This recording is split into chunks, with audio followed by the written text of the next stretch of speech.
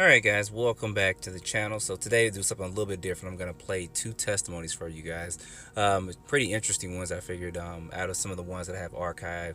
These are some of the more interesting ones, and I have a lot more I'm going to show to you guys, but I figured I'd kind of make this short. But to me, eyewitness testimonies are always some of the best because they can give a little bit more in-depth description of what they saw and what their experience was when they actually saw whatever craft it was. So this first one's going to be from a George Van Tassel.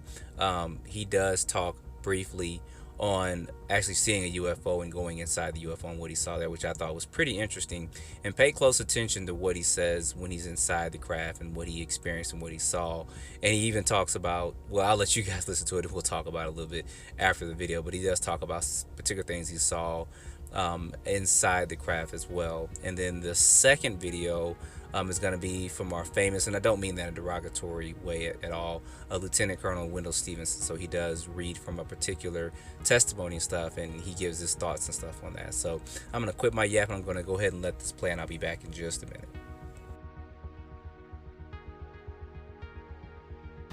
But all is not peaceful on the planet Earth because the saucer addicts are divided into cults, groups, and sects that range from the skeptical sighters who hope there is a logical answer to the true believers who feel sure the answer is being covered up by the military establishment.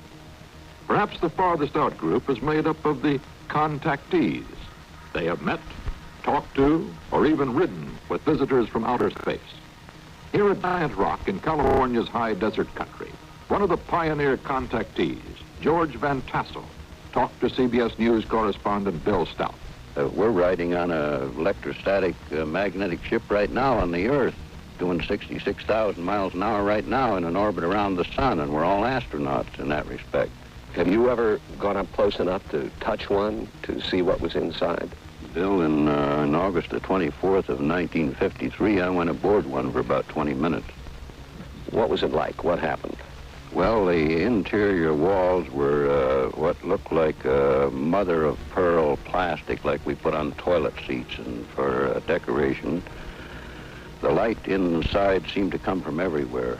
The instrument panel wasn't like anything I'd ever seen before in all of my years since 1927 in the air game. And they had a compartment in the wall which both cleans and deodorizes their clothes by some light process, which required no water, soap, or detergents, or a washing machine. All right, y'all, I thought that was pretty interesting, especially when he talked about he was inside the craft and like the lights was coming from everywhere, but he never saw any light bulbs, he described. And then also how he talked about how they kept their clothes and stuff clean. So that was pretty interesting.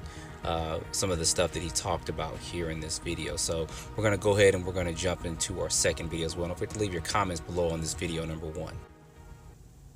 Alright, y'all, this second one, of course, I said there's only going to be two today. It's going to be from Lieutenant Colonel Wendell Stevenson. So you guys know some information about him, but this was pretty interesting too, and this actually happened in 1952, I believe, and I think it was around May or something, but you'll hear it in his testimony. So I'm going to go ahead and let this play too as well. The next one that got any real attention occurred on the 11th of May of 1952 at McMinnville, Oregon, at about 7:30 in the early evening of 11 May 1952. Farmer Paul Trent was in the kitchen of his home when he heard his wife, who called to him from the backyard to come out and see the strange object that was approaching. And he immediately ran for his folding camera and dashed outside to meet her. There against the low overcast sky, he saw a circular dome disc with a tower on top of the dome, a raised cupola. It was moving fairly slow. He had plenty of time to frame it. He snapped the first picture, and then he had to move to his right to snap the second picture. There was no flame or efflux of any kind visible, no sound. It was completely silent. His wife didn't hear any sounds either.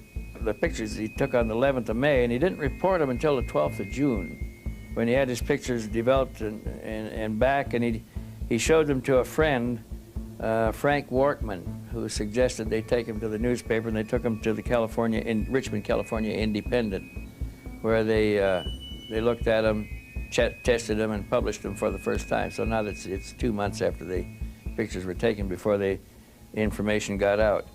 But they have become a classic in the lore of UFOlogy, as you guess if you want to call it now. And they've been verified by a number of researchers.